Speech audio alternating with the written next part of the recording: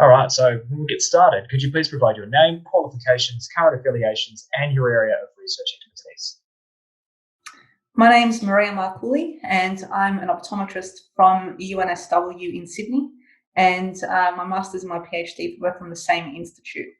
I'm a senior lecturer, just promoted to associate professor at UNSW, and my area of expertise is in the ocular surface and tear film and how it changes in disease states such as dry eye disease and systemic disease like diabetes and multiple sclerosis, as well as other general health conditions.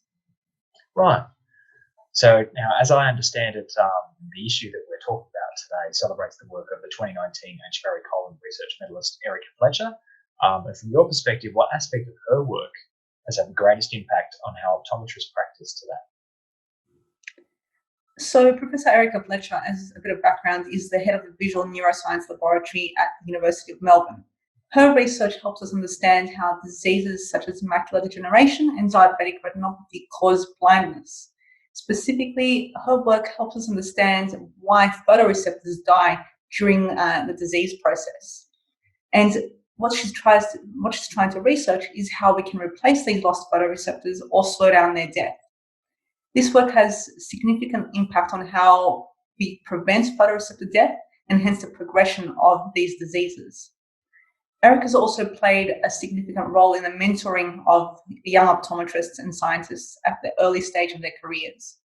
So in this issue of CXO, Emeritus Professor Nathan Ephron, our editor of the journal, provides a lovely profile of Erica's career to date, including the factors that have inspired her to take on a career in retinal neurobiology, and it's well worth a read. And it looks like, in addition to the focus on Erica Fletcher, there's a fair bit of other stuff.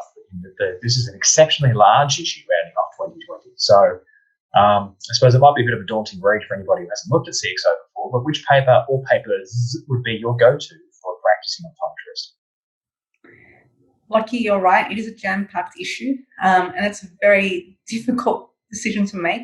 But I'd say if I had to pick, we have an invited review in this issue by Japanese ophthalmologists, Doctors Reiko Arita and Shima Fukuoka. They're providing an in-depth review into the current methods we have available to us, non-pharmaceutical options for managing meibomian gland dysfunction.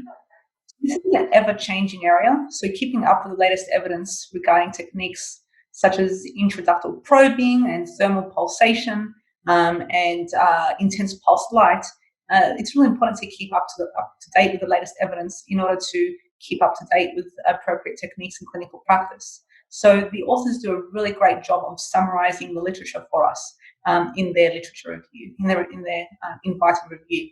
So again, I would encourage our colleagues to have a read of that.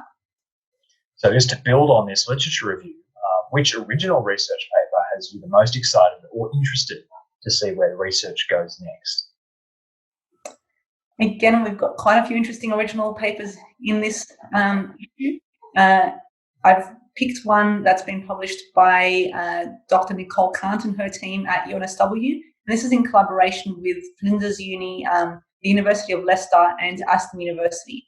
And what they do in this paper is explore the prevalence and the seasonal variation of acanthamoeba in domestic tap water in the Greater Sydney region.